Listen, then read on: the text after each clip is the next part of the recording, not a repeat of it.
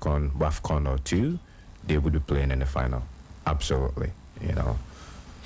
Very wonderful performance from the Black Queens. And yes, if it's signed and sealed by a high performance specialist, then you know that yes, the team is on course to give us some wonderful, times in the next couple of years. So the next time Abigail Sanders also will be at the WAFCON. Yes, she'll be coming with gold medal. Yes, instead of bronze. Yes, so Abigail, you come back with gold medal in the next WAFCON. Well, don't forget that, yes, at Sporty 106.1 FM, we are going to bring you the exclusive coverage of the 2026 FIFA World Cup draw on Friday. Emmanuel Ayamga and then Gary Al Smith already in the United States of America. The Black Stars have done the hard part of qualifying for the tournament, and it's our turn to do the hard part of covering for them, for you now, until the last kick of the 2026 showpiece. Join our number one sports station, Sporty FM, throughout this first week of December as we bring you unparalleled coverage of the 2026 FIFA World Cup draw, which happens on the 5th of December at 5 p.m. Ghana time. Well, from now until then, and even afterwards, getting studio analysis, fan opinions, and then solid first-hand information from our correspondents in Washington, D.C., who will bring you boots on the ground perspective of the pots, permutations, and the odds. As Sarkodia will say, what else? Yes. What else do you have to see? What else do you have to hear? You can only get everything on Sporty 106.1 FM. Come Friday at 5 p.m. Ghana will be based in the United States, Mexico, or Canada. Will the Black Stars face a group of death? We'll be waiting to see that. Get all the answers to this and more with Sporty FM super coverage of the 2026 FIFA World Cup draw, supported by Pay Angel and Latina Travel and Tours. Pay Angel helping you support home effortlessly. Africa Latina Travel and Tour, your business and leisure gateway to the 2026 Global Football Competition.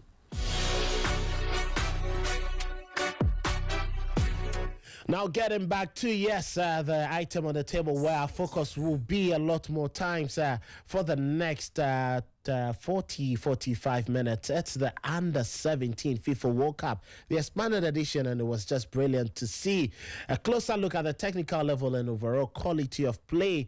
Yes, we'll be looking at everything. But first of all, Faisal, your thoughts, your general thoughts on the entire competition itself.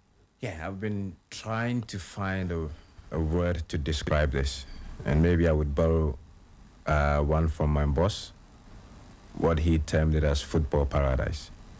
And if there is anything of that sort, then I think the Under-17 World Cup was an epitome of that. If we're going to talk about this, I think it's just fair to say congratulations to Qatar. Yeah. What an organization. We saw it in the World Cup 2022, and we saw it again with the Under-17. The way they transformed Aspire Academy, or Aspire Zone, let me put it that way, into a World Cup, world-class facility, festival where kids at 17 can still enjoy, the environment of senior team football, was just top notch.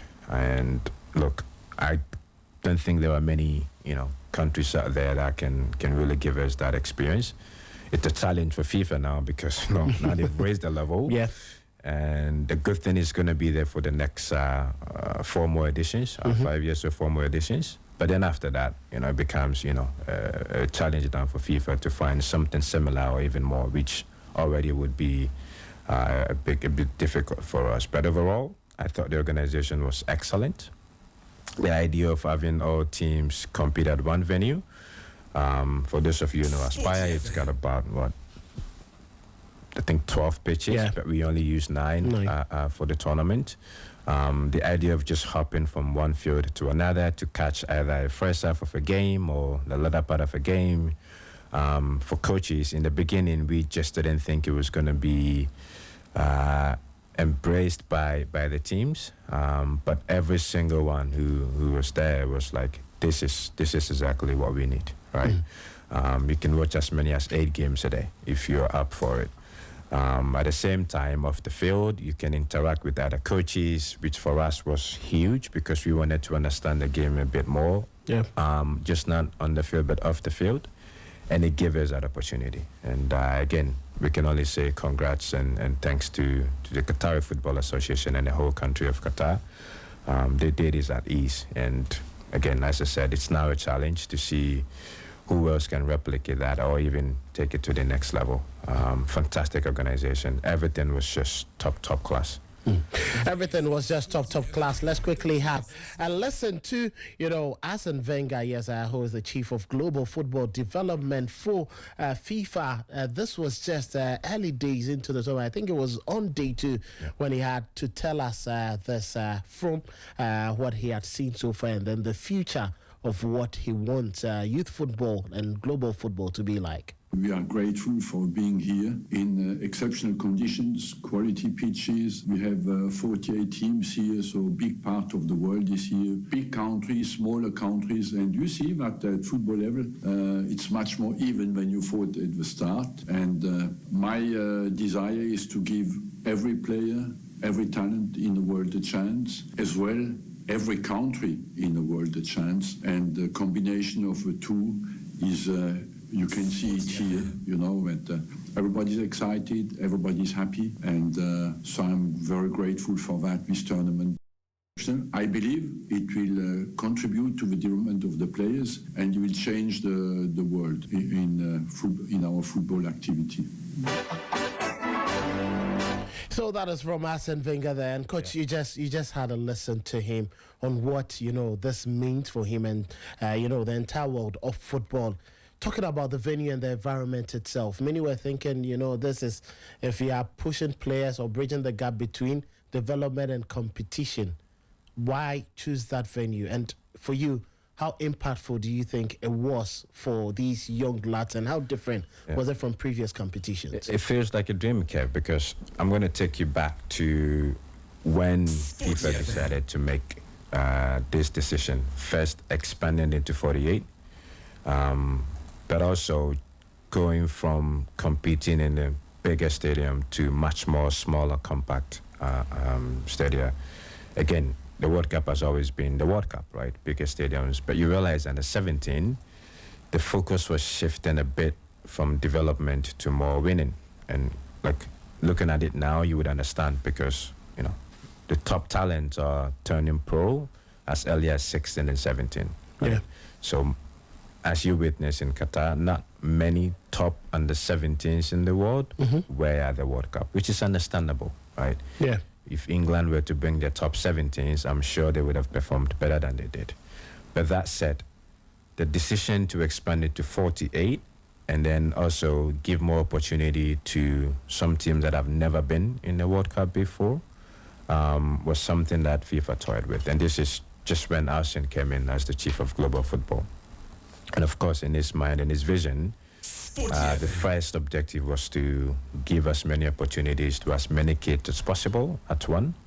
And then the second one to also increase the competitiveness of national teams, which led to an ecosystem analysis to really understand what's going on in different parts of the world, in different parts of the regions, inside the country and the continent. And it was clear that for many top talents that go on and play at the top level, they had a wonderful experience at under 17. Yeah. And the initial format meant, depending on when the kid is born, boy or girl, you may miss this wonderful experience because it was every other year, right? Yeah. So if you're born in an odd year, you would miss out in this experience. So it made sense. It made sense for FIFA to move it to a yearly event, but at the same time also expanded to allow more teams. So Uganda, for the first time, played in a FIFA World Cup ever in the history of FIFA.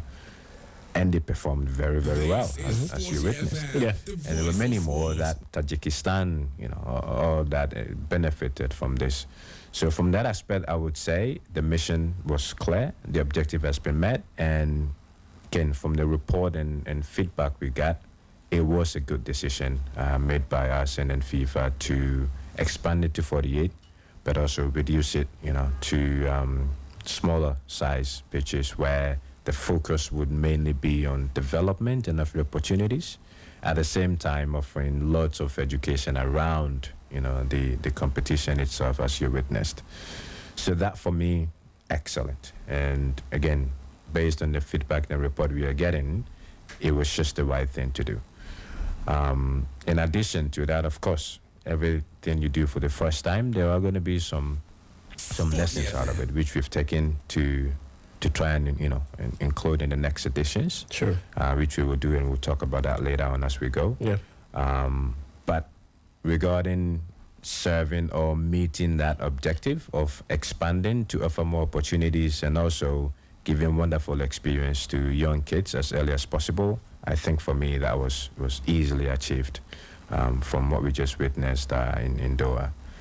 So Arsene was right. Yeah, Arsene was right there. But tournament legend Mikel Sylvester will give us an insight into, what this means for young talents. And, he's played the game before, yes, for the French national team, also for Arsenal, and then Manchester United. Let's hear from Mikel Sylvester on the environment for these young talents. It's a great opportunity for the young aspiring professional players to be part of this tournament. It's the biggest stage. They are part of the elite of their own countries, and now they get to compete with the other players. And Doha is a great setup. The country has done an amazing job to prepare the competition, and now we are all in it. We are in the mix, and I'm super excited about the opportunity for this young generation. Very much excited, and that is from Mikel Sylvester on that. Now, Coach, let's get into the level of play, the competition, the technical aspects of the game. What did the TSG, come up with? What did you see? What were the identifiable positives that, you pinpointed from this tournament? Yeah, lots of them. And to add a bit of context here, so from the FIFA team, we had two teams. One was the technical study group. They were really focusing on the actions on the pitch in all the, I think, more than 4 games, right? Yeah. And then we also had another team, the high performance specialists, that were following the teams closely, attending training sessions, visiting them at the hotel, sitting down with the players, sitting down with the coaches to really go deeper into some of their game plan, their preparation. We talk about, talent ID, how players are scouted, how many years they've been in preparation, how many games in preparation, and what are the ways that, they've used to prepare the teams until the Mundial. So I would say it gives us more of a qualitative and quantitative analysis. And again, when you're performing some of this stuff, it's always good to have both, right? Yeah. Because you can just sit somewhere behind a computer or behind, the game and just form your own ideas as to what you think is right or wrong. But until you go deeper and speak to the people that are involved in it and sort of go into their brains and understand what exactly they're trying to do, the whole analysis then may not be complete. So we had these two teams, and every day we would come together. We would speak with the TSGs who are focusing on the game on the pitch, together with us that are sort of following the teams closely off the pitch to understand again what they are trying to do and also match it against what we see on the pitch. A lot of the times there were debates, because to the teams they would probably think of something different, whereas our TSG group would also see something completely different. And this is where football is, becomes magical, because everybody think they know, but until you really understand what the benchmark is and then what the teams are trying to do and identifying these performance gaps, then you really are becoming much more subjective, if I should put it that way. So we saw a lot of variations, and we tried to sort of filter it down to confederations also to see if teams coming from maybe CAF, are there similarities in their game, or teams coming from Europe and CONCACAF, Asia, OFC, are there similarities in how they approach games and how they execute their actions on the pitch. And most of the times you can find a lot of similarities in regions. So if I narrow it down to Africa, we realize most of our African teams are very, very intense. Something that in the past edition wasn't there. Talking about Indonesia 2023, we also realize when two African teams play, it's a completely different game. It's almost like basketball game, back and forth, here and here, with gaps, spaces all over. But when you play an African team against, let's say, a European team or a South American team, they look much more different, much more disciplined, much more structured than they would in their natural self. So it was good to see all that. Now, the tournament overall taught us a lot of, I wouldn't say new things, but we can begin to see, starting from first team competition, which is the senior team. Yeah. And it's clear that teams that are semi-structured, really have a chance. An example is Portugal. You can see there is a clear structure, but it's also flexible, where the players in those teams are allowed to make their own decisions. They're allowed to positionally rotate. They're allowed to try something new. Okay. And, it was just fun to see, because a lot of the games from day one almost started to look like becoming too structured. Too much coaching, too much joysticking from the coaches, not a lot of flexibility for the players to make their own decisions. And this is a worry for football, because football, as we've known it, is about creativity. The Ronaldinos, the Ozils, the Zidans, we love structure and unstructured. Allowing players within that structure to make their own decisions, be flexible, and I think Portugal was a good example of that. You knew from day one, Portugal were going to be. That was my prediction when I went on our cast. Yes, I predicted. Even among our team, after the first round of games, every single person said Portugal looks like the most complete and most balanced team, and they did. Yeah. So that was one. The rise of wingers continues to be a theme, and again, teams that had those creative players and the wings were dominating. And it makes sense, because, as I mentioned earlier on, we found teams were becoming way too structured. And if teams are becoming that compact and structured, you really need that one or two players that are brave, that can take guys on, that can try something new. And the most successful teams had one or two in their team. The rise of strong partnerships in center halves was also a theme that we realized. Again, moving forward, I think the most competitive teams would have to look at how they pair their center backs. Yeah. There has to be a balance. There has to be a bit of, the two complementing each other. So that was another one also. And then the one big for us was the fall of number 9.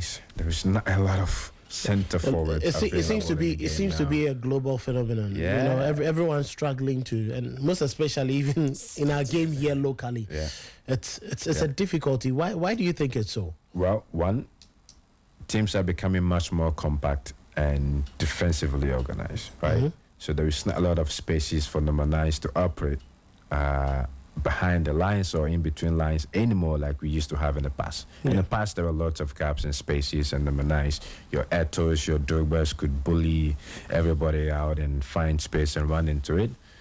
There were no spaces in the game, especially in the defensive third anymore. So you can understand why your traditional number 9 is fading away.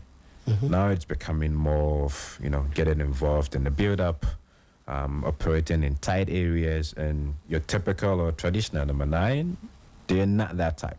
They're not that type. So I think slowly if it continues in the way it's going now, we may miss out on traditional number 9s. Although I do believe there is still a place for traditional number 9s. But if you're not careful, we'll start to coach, that traditional number 9s out of the game now, which is a worry for football. Not just us at FIFA, but football in general. You need your traditional number 9s to come in. But maybe the training or the development of number 9s now would have to change. It's no longer just being physical and running into space, but now you have to adapt. You have to be involved in the contribution. You have to be more aware, spatial awareness and all. So it's a lesson for us to take and feed back into the development of the game and development of players. And it's it's the reason why we do not some, but all of these analysis, because we really want to understand where the game is heading and how we can include that in the future development of players. So a few that that we observed in the tournament there. So talking about the number 9, as a player like Harry Kane, the kind that we may be seeing, teams develop in the next couple of years. Yes, but you also have to be mindful of how a team plays. So again, if you go back to the U-17, a lot of the teams were trying to break into the final third under controlled possession. If this is how you want to play, then of course you need a 9 like Harry Kane, who would be much involved. If teams go man-to-man in the middle of the pitch, sometimes you need a 9 to drop in and create that overload. So yes, if that's how you want to play. There are teams where just stuck with a bigger number 9 and just float the ball up to him and then play off, his interception. So it goes a lot with how a team wants to play, how they want to penetrate into the final third, and how they want to create chances. Yeah. So yes and no, but it all depends on how the team wants to execute their game plan. But I still do believe you need a mixture of both. Like Portugal had a mixture of both. They had a 9 that could be involved in the game. They also had a 9 that was just going to stick up top, almost like a plan B. So when it comes to squad depth, I think you need both. But to answer your question, yes, you need more players to be developed in that, looking at where the game is ending. But let's not also forget about the traditional number 9s, because they do have a role to play in the game. Maybe in some games. Maybe in some games. Talking about how rigid and robotic the game has been, Damien Duff, was present, and he was also speaking about this, but he says it's influenced him, and now he's going to allow his teams to be much more, fluid and express themselves instead of being very much robotic. Let's hear from him, and then, Coach, I'll come back to you on the absence of Mavericks at this level. Lots of them. It wasn't the case in Qatar. Let's hear from Damien Duff first. I think it's a fascinating thing that's happened to me, coming into a tournament like this for the first time, just to see the different confederations. I think to see a lot of the African teams now trying to build, trying to play through the thirds, trying to get the ball wide. I think in the past I've seen like a real physical attributes from them and a lot of randomness. I've loved how the South American teams play those random moments really well, and then counter-attack, bring the ball to the floor, play out of pressure and counter-attack well.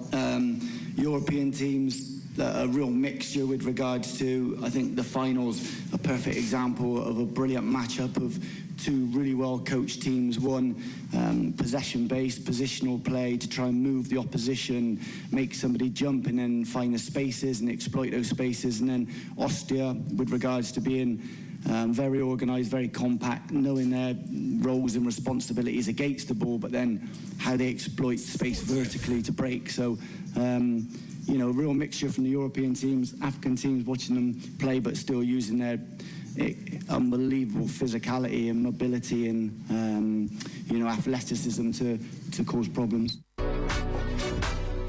Well, so that is that from Damien Davan.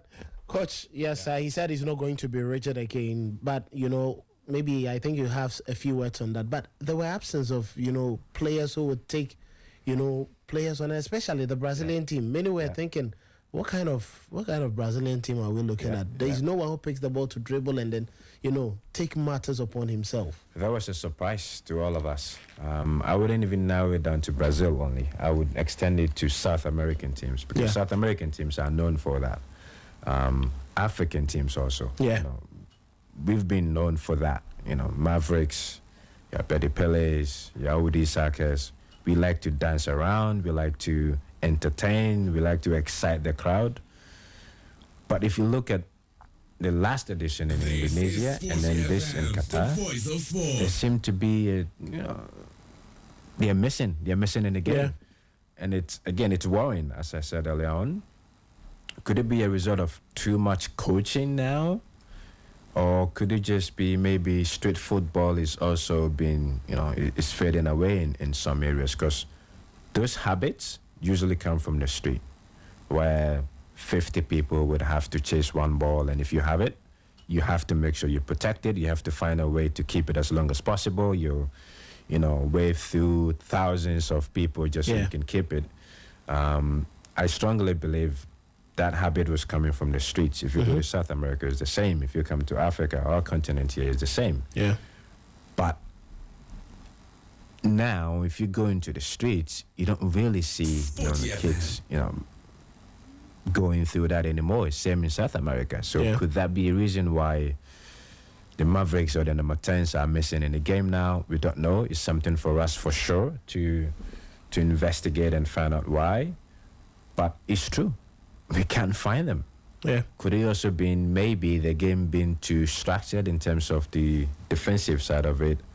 No more spaces like there used to be in the past. So now the Mavericks, can't even find the space to operate anymore. This is something we need to find out.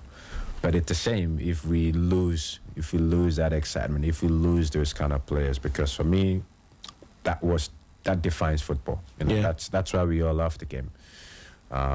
Players just creating something out of nothing, coming up with solutions on the fly. We need to bring that back in the game. So it was a big surprise that we couldn't find a lot. There were still some. I think there was one in Mali. Yeah. In the Matan who still has that. Was it Paraguay? Yeah, Paraguay also had one. And I think South Africa, but I think the coaches were, limiting him. He wanted, Emil. Yeah. If you follow him through AFCON, you would see that. But with that also, the question is always something happening, right? For us, that's how we think. Okay, this is happening. It's like causes and effect. Yeah. So, speaking of Emil, Whitboy, when you watched him through, and this is a kid that came through our TDS program, so I know him very, very well when we started with the project in South Africa. When I first watched him, it's like watching football in the streets. He could do anything with the football. It was just absolutely exciting to watch.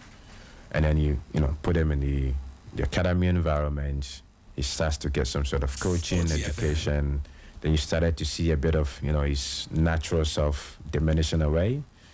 I saw him at AFCON. There were some games where he was excellent. He could be himself. And there were some games where he would just gone missing, right? Yeah. And then I saw him again at the World Cup where not a lot. The stuff I saw at AFCON at home in South Africa, I saw none of those in the World Cup.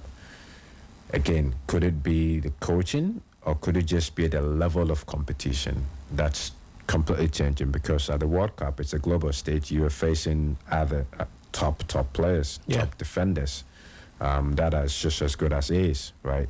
So could AFCON just be the limit for him, or was he just, again, as you mentioned, there a bit of the coaching also that I thought maybe could have really put him in an environment or situations where you could see more of him, but that wasn't the case. So it's a lot happening, and it's our job now to try and figure out what's the best way. Are we over-coaching? Are we over-educating? Are we creating environments that are producing more robots? Or it's just maybe football that's just evolved and there's nothing we can do about it. But it's a bit of a worry, especially for us Africans, because as I mentioned, we were known for that.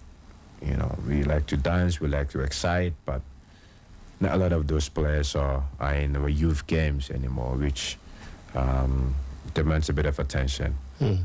Well, demanding that bit of attention, I'm glad you roped in, Africa. Now let's narrow it down to the African countries that, played in there. What did you make of them? What do you think they did right? And, which areas do we need to improve as a continent in order to match it all up to the top levels? Yeah, so very, very good question. And that was myself and Anthony Baffo who were there. That was our job. Yeah. To follow all the 10 African teams. We've been following them since, the zonal qualifications to AFCON qualifications and now to the global stage. Really to see where our game is and which areas do we need to improve, which areas do we need to keep. But overall, how can we improve on the education of players on the continent? Now, going back to the games, I'll start from the positives. If you had watched African teams or youth teams in the World Cup in the past, the first thing you would realize is how stretched our game can be.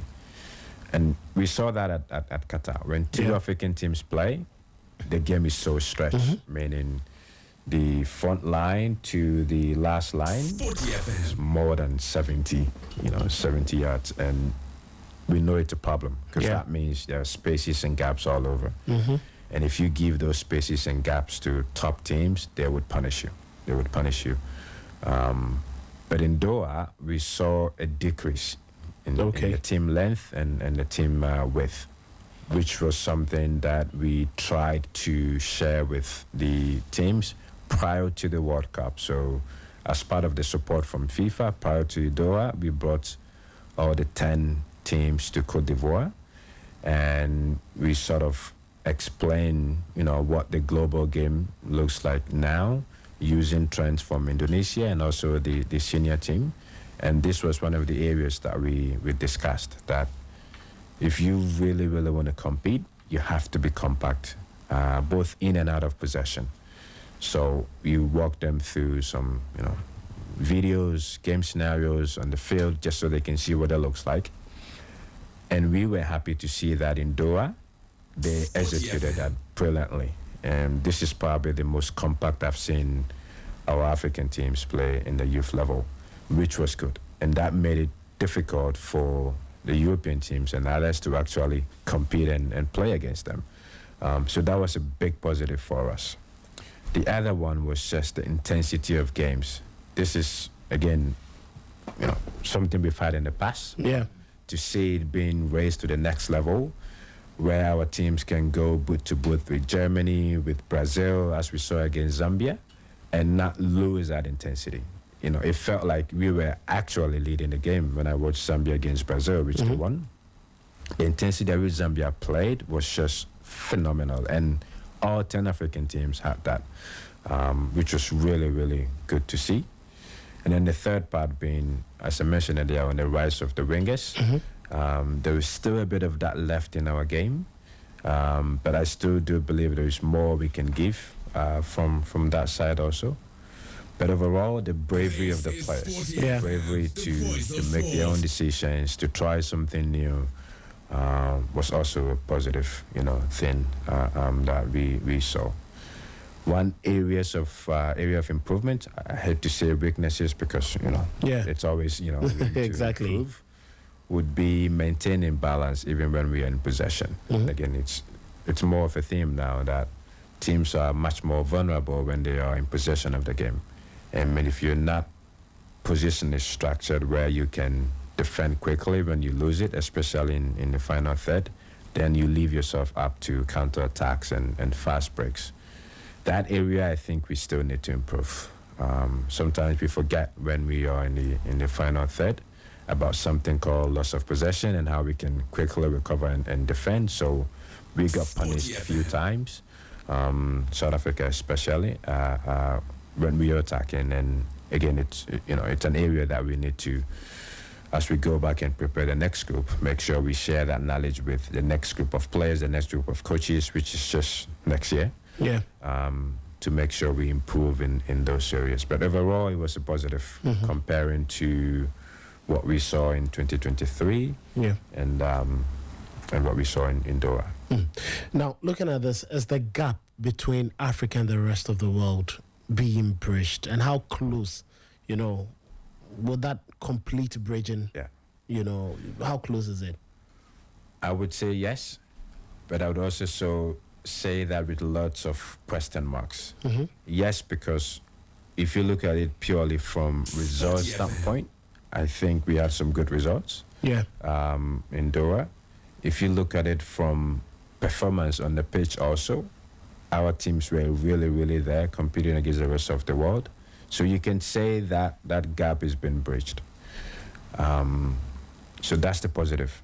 My question mark would be, now, some of the pitches in Doha were smaller compared to your maximum, FIFA pitch size. Yeah.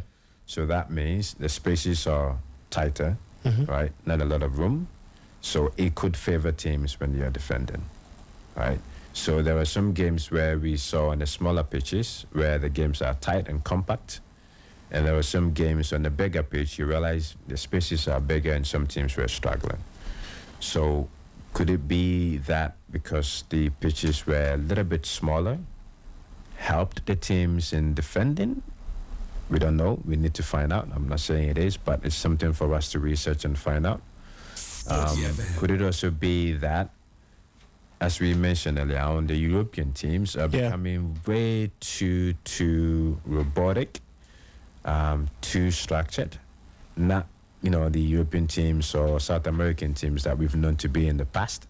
Does it mean the decline in those areas of their game is helping us bridge the gap?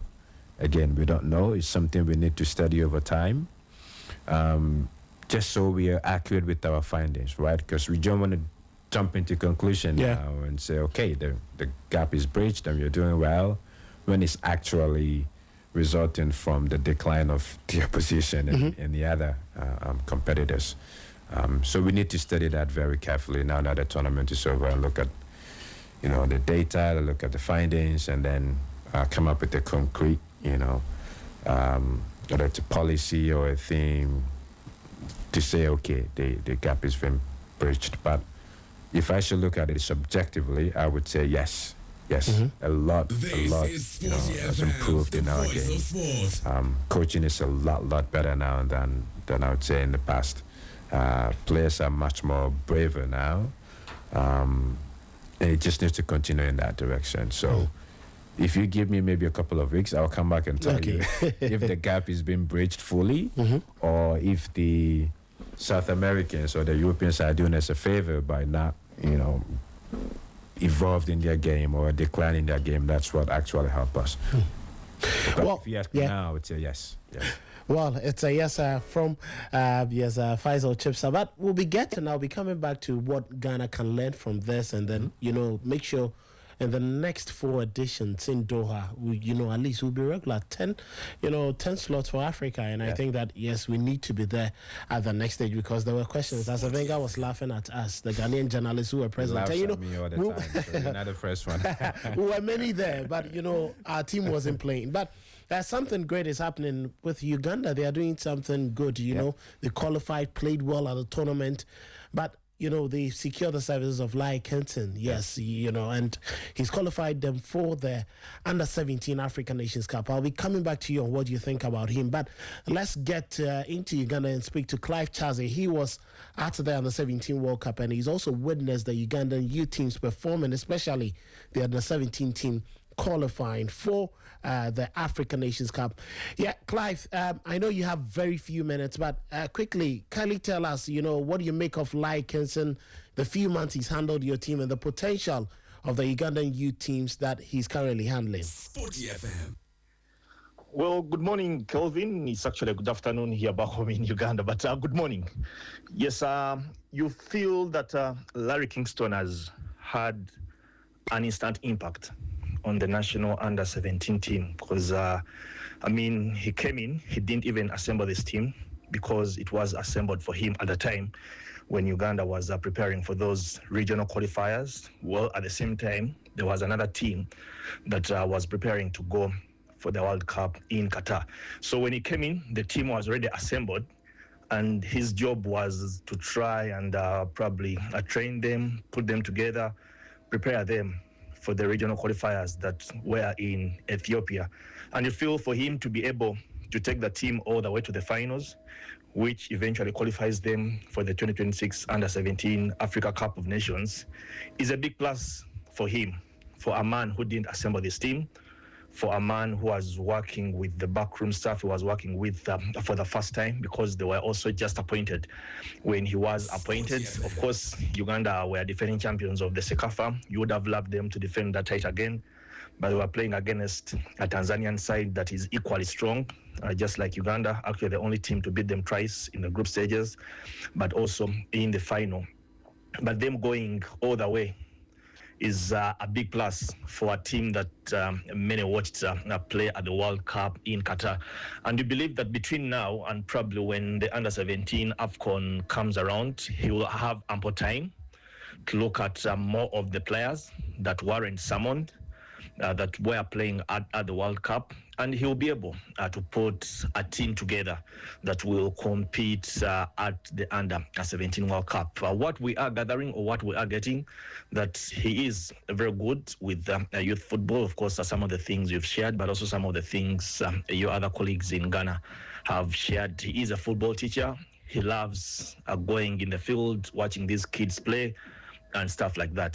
Something that you feel is a big plus. And the 2-year contract he has coaching the under-15s, the under-17s, and the under-20s will yield a lot for Uganda.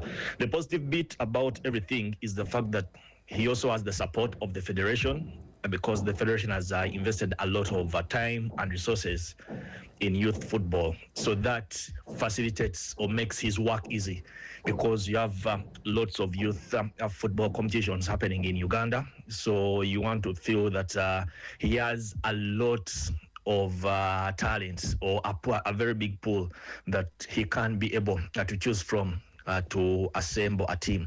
Of course, when Uganda goes to the World Cup and they go all the way up to the round of 16, the big question is, will he be able to probably take Uganda beyond that and probably get into the quarterfinals? That will be dependent on the kind of team he assembles, how he prepares them, and eventually, because the first step now is to try to qualify for the World Cup again. You feel that his work has also been made easy with the kind of backroom staff he has. Saddam Ibrahim Juma, trained by the Juventus Academy, that's in China. Steven Bengo, both these players are former internationals. Of course, they have just retired. So things to do with teaching these kids how to play football, demonstrations and stuff like that, you feel that he has the right people that he is working with, but also people who are passionate about youth football, people who are passionate and hungry to learn, because they are both just starting their coaching careers. So while he is coaching football, rather while we are putting pressure on him to try and get back to the World Cup, he has 2 assistants that have a lot to learn from him, but also 2 assistants that can make his work easier. Of course, with probably interpreting, explaining his tactics to these young boys and stuff like that. So the first step is done, qualifying for the AFCON in a very short, limited time. Of course, we've said now he has ample time to prepare a team adequately for the Under-17 Africa Cup of Nations. We don't know when it will be played, and probably from there we will see if they can be able to qualify for the World Cup, which they should be able to qualify for the World Cup.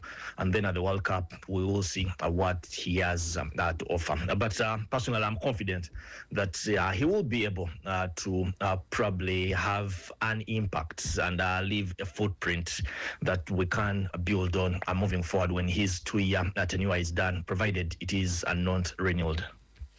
All right, Clive, yes, I know you have very limited time. Yes, I wish you the best in, what you are going to do, and I'm sure we'll see, yes, an update on it via our socials. Thank you so much. We'll be getting back to you and a lot more. That was Clive Chaze, sports journalist based in Uganda. He's been following Under-17 very closely, and currently Lai Kenson, who is coaching Uganda Under-17 and also the other U teams qualifying for the AFCON. Faisal, I think great leap for Lai. He couldn't qualify Ghana to the World Cup. He decided to leave, and then now he's made some glory for himself. Looking at how Uganda are progressing, what do you make of this, and especially Lai that they have? What sort of jewel do they have with them?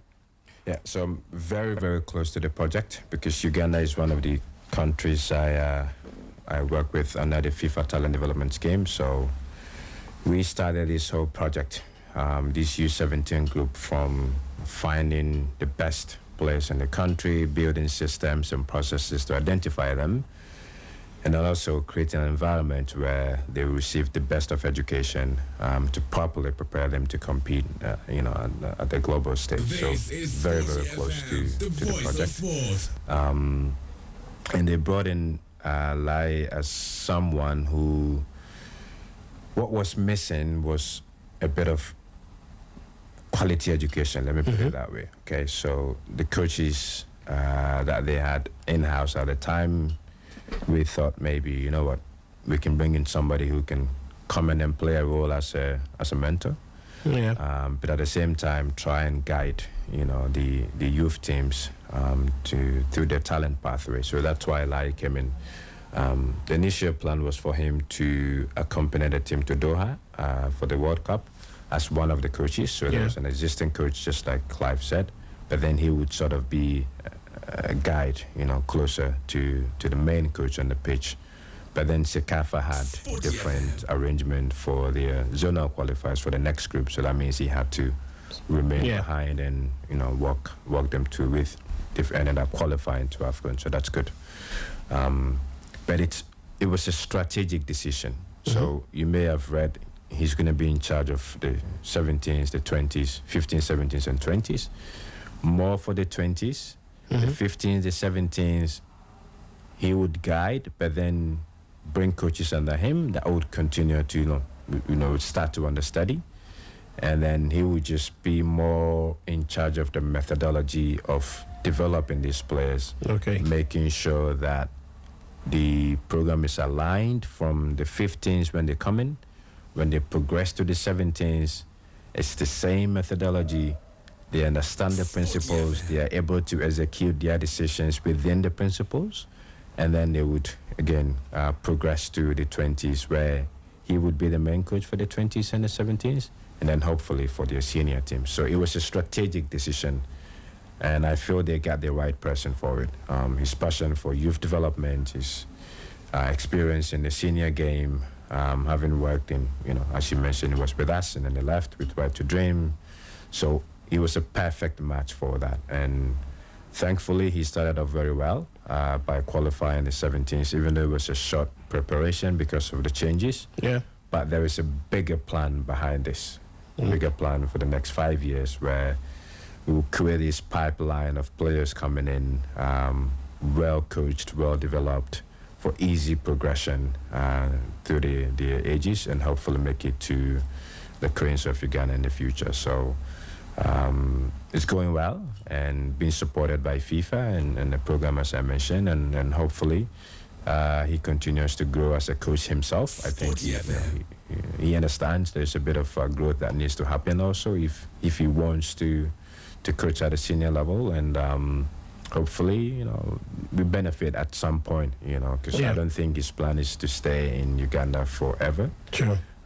He's just still our son, and definitely he's still got the ambition and passion of returning to coach here. So, not speaking for him, so don't quote me on that. But, you know, anytime I speak to him, I do see this passion that he still has ambition and passion to come back and coach. So he's in a wonderful environment, being supported by the Federation, being supported by the people around him, and also with the FIFA program. So happy for him, and looking forward to see him at AFCON, and hopefully Doha again next year, because Uganda is unofficially the second host country, as you know, right? So we need them back in Doha again. Exactly.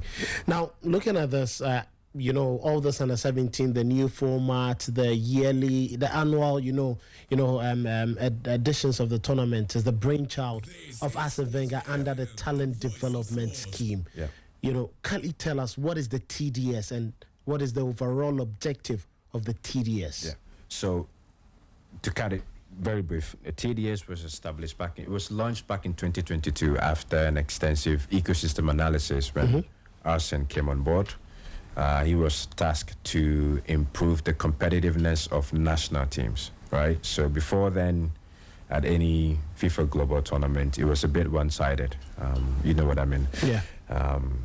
But Arsene, look, there are lots of talent in other places. I know that myself because I've been involved in scouting lots of players from other countries, not just in Europe. So there's definitely something missing. So first, I want to get in there and offer as many opportunities as possible to advocate, regardless of where he or she is born. Secondly, I want to make sure the national teams that come here are competitive. So this way, our game remains competitive and not just one-sided. And then the third, he wants to see at least one national academy established in not every, but in many countries where the education of football and environment is not really in the areas of high performance, right?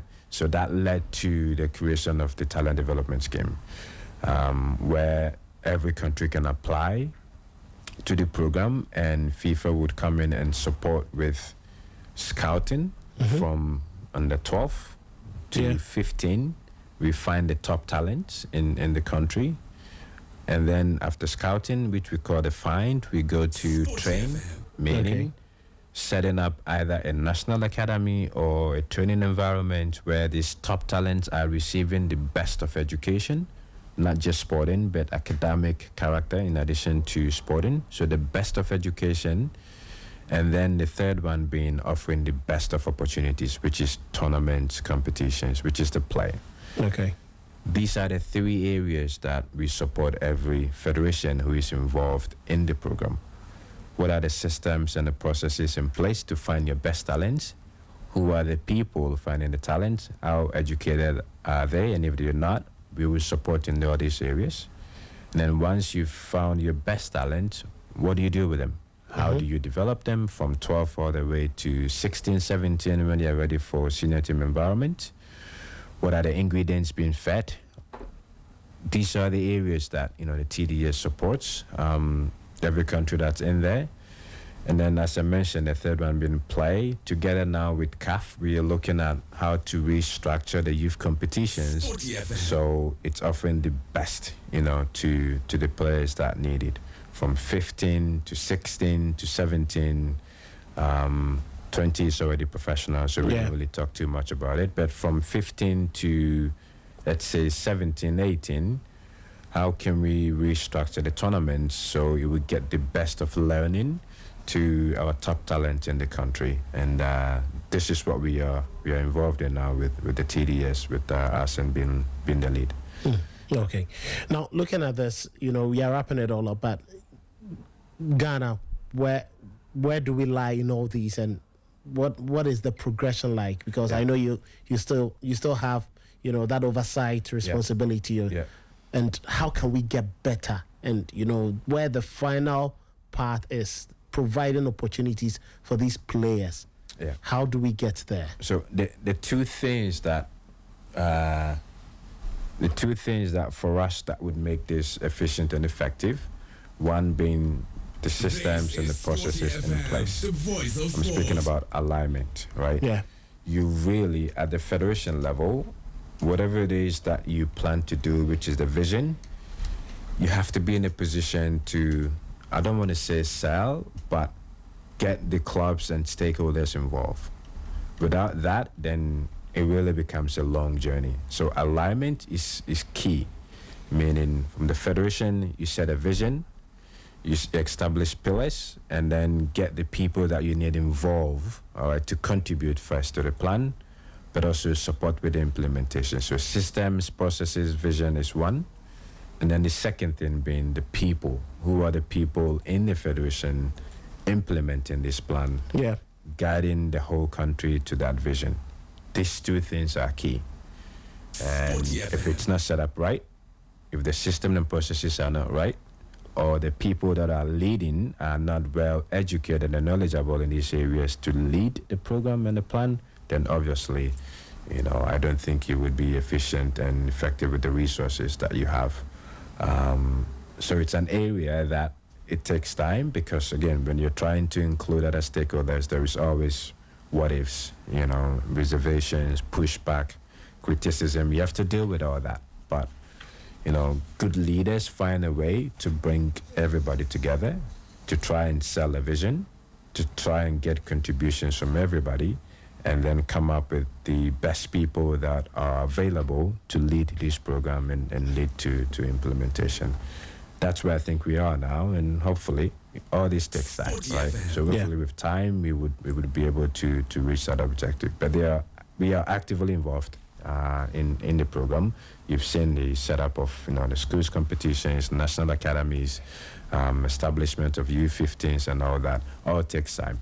I think the major thing here for me is to bring all stakeholders and align and sell that vision, including media, everybody, and then find the best people also to lead, and then give it time until we get there. Well, it's been a wholesome conversation. Well, some of the questions that I asked you did not come from me; they came from other people. We are celebrating under 17 and what talent development means to us and the world. So, one under 17 great is currently listening to us today. It's even his birthday. He won Ghana's under the second, under 17 World Cup. Gary Al Smith's birthday. Yes, today is Gary's birthday.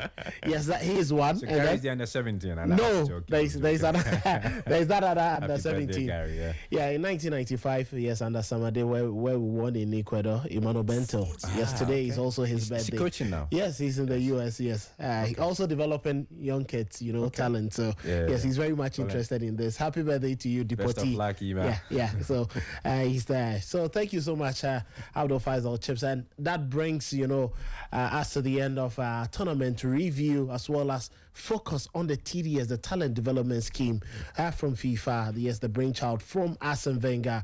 Well, this was a historic expansion, the first edition. Standout performances. Yes, it was just brilliant to see Africa's encouraging performance. If 9 out of 10 nations qualified to the next stage, it clearly gives an indication of positivity. Well, thanks to Arsene Wenger, Mikel Sylvester, Philip Sanders, Damien Duff, Clive Chazi, yes, my brother in Uganda, for their insights as well. And as the dust settles today, we know that one thing is very clear. The future of this game is evolving very fast.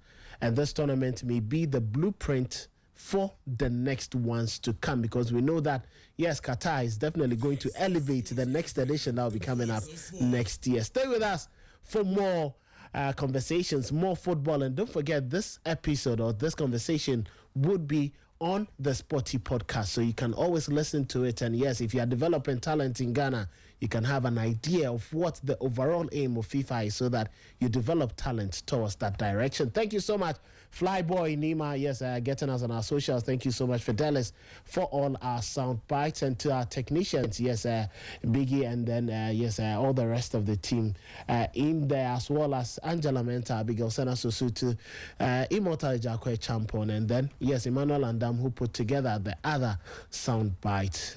Thanks, Coach Abdul Faisal Chibsah. Brilliant. Yes, thanks for having me, Kev. Yeah, we know there are a lot more discussions to be held in the future. Again, yes. All right, sure.